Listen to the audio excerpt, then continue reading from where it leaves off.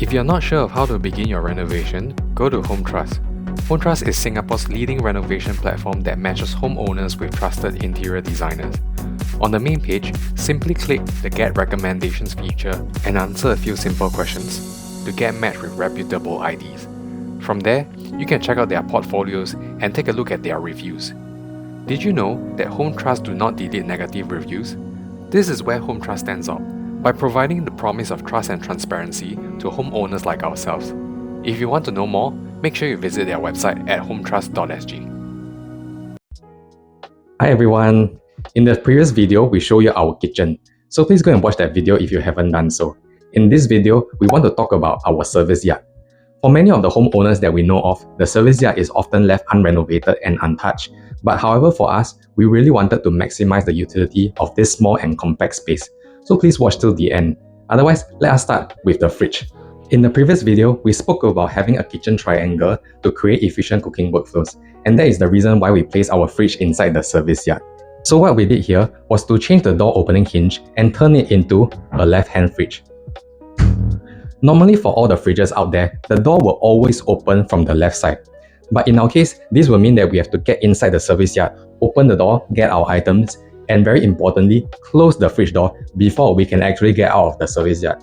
So this was very troublesome for us, and that is also why I paid additional $80 to change the door opening direction. For us, everything above and beside has to be planned around the dimensions of the fridge. You can see that we have catered enough clearance on the left side and also on the right side of the fridge for heat dissipation.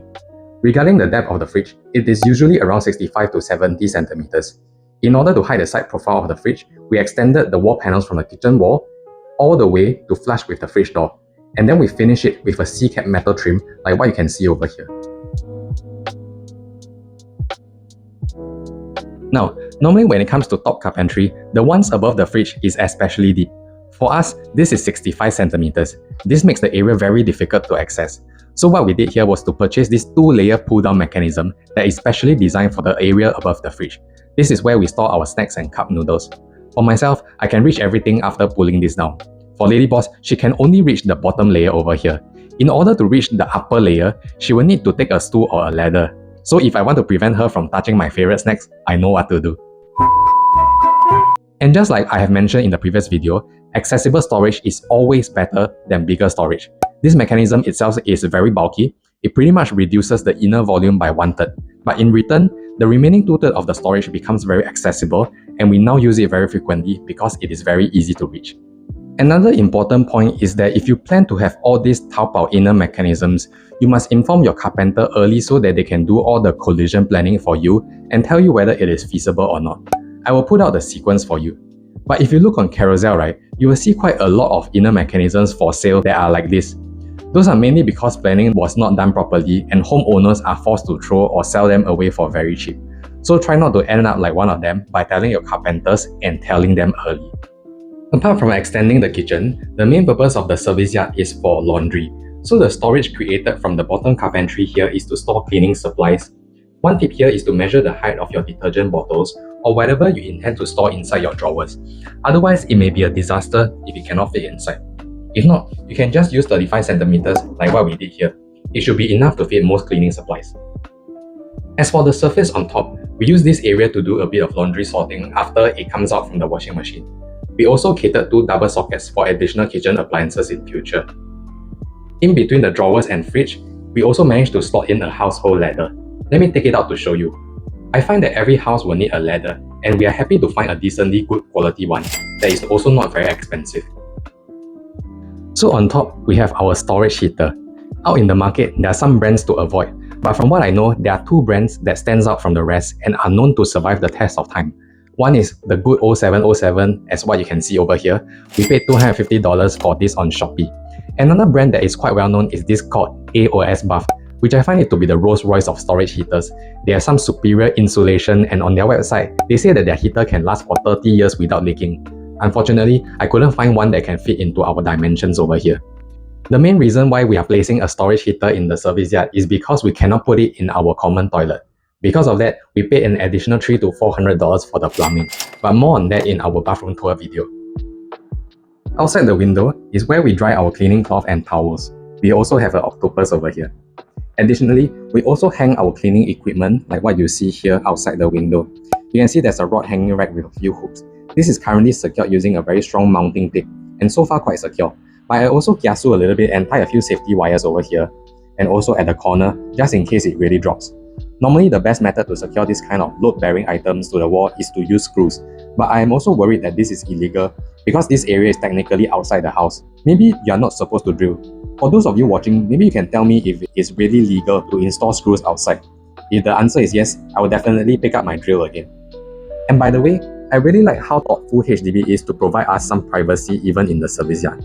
Normally for other HDBs, this partition is open and anyone who walks past the corridor can see inside. So we purchased this laundry rack from Taobao for around $200. Honestly, I have mixed feelings about this one. Originally, the center portion of the rack was a LED panel, as you can see a little bit from here. But after that, I realized that the clothes that were hanging at the center were unable to dry properly, even after overnight blowing. Because the fans were only on the left and the right side, the center area is actually a blind spot. So what I did here was to buy a few CPU fans from Taobao to modify this laundry rack. As you may notice, I love LED strips. I put some behind the laundry rack and installed one full round of LED strips, and now the entire service yard becomes very bright. So there's no need for that one extra light at the center. What I then did was to dismantle the laundry rack and find that one wire powering the original LED panel and use the same wire to power my CPU fans instead. So let me show you. Can you see on the remote that this button is for lighting? Now the fans are spinning instead. We usually do our laundry at night, and now with the CPU fans, all our clothes can dry in the next morning. Now I'm also curious about this one. For those of you who purchase laundry racks locally, especially those very high-end ones, are your clothes able to dry properly? Originally, I thought that as long as you have a laundry rack with a heater function, the clothes can dry in 3 to 4 hours. But turns out it wasn't the case. Maybe it was because we buy from Taobao is a product issue, or is it really the case where all laundry racks are like that? If it is really about product quality, then let me know, because there may be a good chance for some of our other viewers who are shopping for laundry racks to think twice when buying from Taobao. But with that being said, right, for us, we are still very happy with our purchase. We are perfectly okay to wait till the next morning for our clothes to dry. And I realized the way you hang your clothes is also a skill. You need to spread out your clothes to ensure that there's a bit of space in between every item, so that there's ventilation. Otherwise, in the next morning, there will still be wet spots. On the hanging rods, we also purchased some pegs with holes to slot them in like this. This is very useful for all the small items like socks, handkerchief, underwear, whatsoever. Normally, you will need to clip onto the rod first, then hang your clothes, which is a 2-step process. But this cuts down the process into 1 step. Then we hang our bigger items like the shirts and pants on the other rods on both sides. For our washing machine, we bought it for $650. It was a brand new display set without warranty. We went with the front load model because we can still put items on the top surface. But if you have older folks at home, then it may be better to go with the top load model so that they do not need to bend down. I also really like the very big door and makes it very easy to load items in. If I'm not wrong, it also has the widest inner drum dimensions in the market. It also comes with all the smart features so that in the middle of the night you can schedule your clothes to wash and so on, but we don't really use that at all. Oh, and one more thing, when you're choosing your washing machines, just go for the biggest one that you can afford. Maybe it is just $100, $200 difference, but I think it is really worth it. For our house, we only have Lady Boss and myself, and we do laundry once a week. Most of the time, we completely fill up the inner drum. And at 10.5 kg, there's just that one time where it becomes overloaded once we throw in a few more towels. And therefore, bigger is always better. Try not to buy those 7 kg, 8 kg, at least go for 9 or 10 kg. Otherwise, you may end up having to wash multiple times. On top, just like the other side, we cater additional sockets for more kitchen appliances. Originally, we wanted to buy a Ninja pressure cooker. However, this rice cooker was given to us by our brother for housewarming. It also has many functions like your steaming, baking, pressure cook, and soups, so it has been very sufficient for our needs. Now, for most BTO service yards, there are usually 2 ugly pipes behind at this corner. You can see it from below. What we did here was to cover the pipes using this tall unit carpentry. Back then, we measured this area quite a number of times to ensure that we can have enough space to slot in an oven like this. The original plan was to have an oven here and another microwave on top. Ended up, we just have a microwave here and I think it is already good enough. It also has the grill and frying functions. Maybe it will not be as nice as a real oven, but for myself, can eat can already. Lady Boss is more particular, but we are both happy with what we have for now. Now back during renovation planning, we were very intentional in not doing built-in appliances. I find that for kitchen appliances, it is just a matter of time before it fails. It may be 3 years, 5 years, if you are lucky, maybe even 10 years. But when that happens, it is very difficult to replace. Have you ever went to your relative house with a spoiled built-in oven? Most of the time, it will just be left there as what I call a glorified iron cabinet. Whereas for standalone appliances, you can still throw it away and buy a new one. Standalone appliances also tend to cost a bit lesser than built-in ones, so if you are going to buy appliances like oven, dishwasher, fridge, washing machine, you may want to consider what is the backup plan when things happen. For this particular slot, we asked our carpenter for an additional plank. Then I went to buy some drawer rails to do this kind of pull out. The main purpose here is for ventilation, especially if you are grilling food. The air around tends to heat up, which is not so good for the surrounding carpentry. Additionally, we also bought more CPU fans like what you see earlier, which turns on together with the oven. So let me show you. Can you see that the fans will turn on together with the oven? This is even better for heat dissipation. And with that being said, right, do not operate a rice cooker or pressure cooker inside the slot. Whenever you're cooking rice, steam is released upwards. If it takes you 20 minutes to cook rice, it will steam your carpentry for 20 minutes. This is extremely damaging to your cabinets. So below our tall unit, you can see that we have left it empty. This is to cater for a robot vacuum in future. For those of you who are going through renovation, do note that there's no better place in the entire house for a robot vacuum than this position. Especially if you want to have the advanced ones with auto water refilling and drainage features. What you will need is an electrical socket, a water inlet, and a water outlet. In a typical BTO, this position is the only spot with all 3 points easily accessible. For now, we are just doing our research on robot vacuums out in the market. I find that this product is one that has been innovating so rapidly, so for those of you who know any good models out there, feel free to let me know. Now if you look at this side of the service yard, you will notice that we have so many appliances. There is a rice cooker, microwave, washing machine. In the future, we will have a robot vacuum, a dishwasher, and maybe even another oven inside this slot over here. So it is important to ensure there are enough sockets. For us, we have another double socket behind the tall unit. If I remove the removable panels, you will be able to see it underneath inside. And that is meant for our washing machine and the future robot vacuum because those two appliances will be permanently turned on.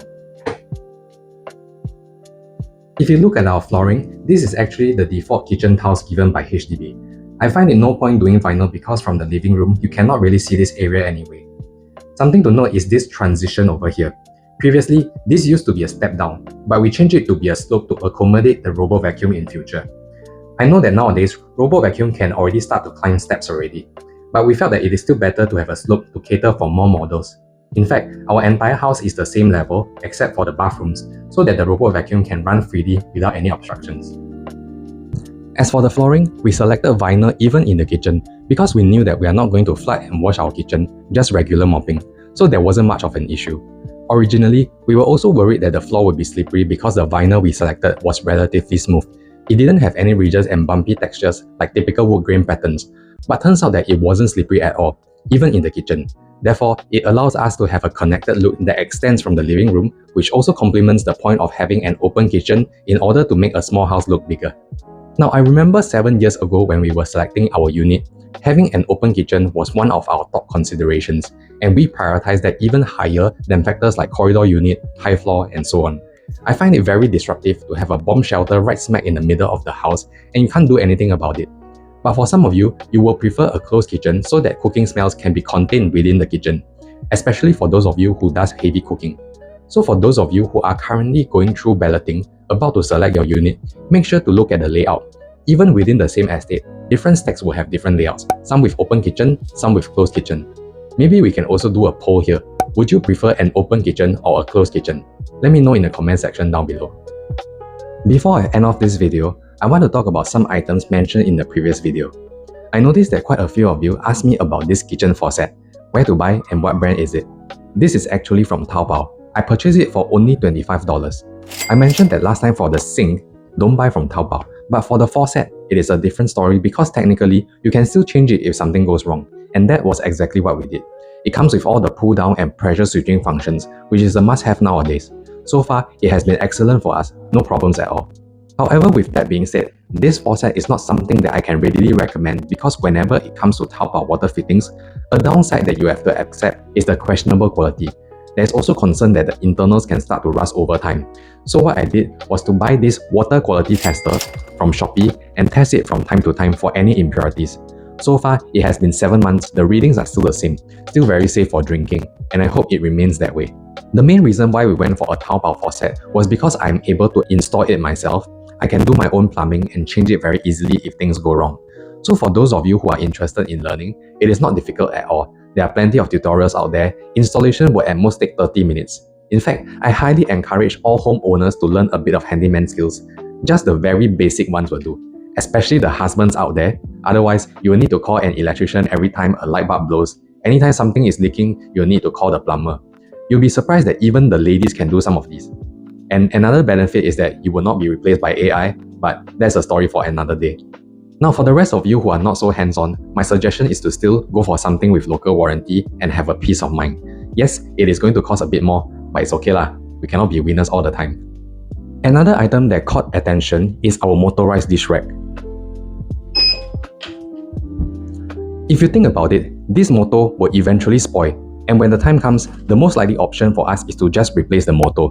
This is a generic laundry rack motor. You don't even have to find back the same model for it to work.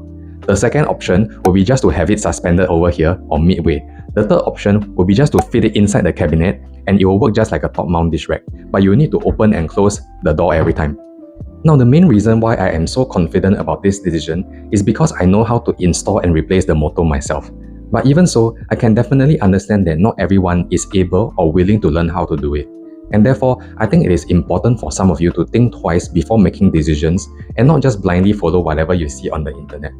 Just because you saw some random YouTuber showing some funny tricks that look like it will work, it doesn't mean that it will also work for you. Otherwise, a few years down the road, when things really happen, I'm also worried that you'll be on your own and don't know what to do. For those of you going with IDs, you should always check the feasibility with your ID on whatever ideas you see online, and they should also be able to point out some of these concerns for you to decide as well. But thankfully in our case, I haven't heard of laundry racks failing within the first 5 years. But if that happens, at least there's a backup plan for us. And so that is the end of our service yard tour. As you can see, there are so many things going on in such a small and compact space. There are so many appliances and items even outside the window. So space planning is also important here to ensure that all the stationery and moving parts like the laundry rack doesn't collide with each other. But all in all, if there's just one word to describe our service yard, it would be utility. We designed the service yard for maximum utility. With that being said, I hope that you have enjoyed the video and learned a thing or two. Tell me to like the video and we shall see you in the next one. Bye!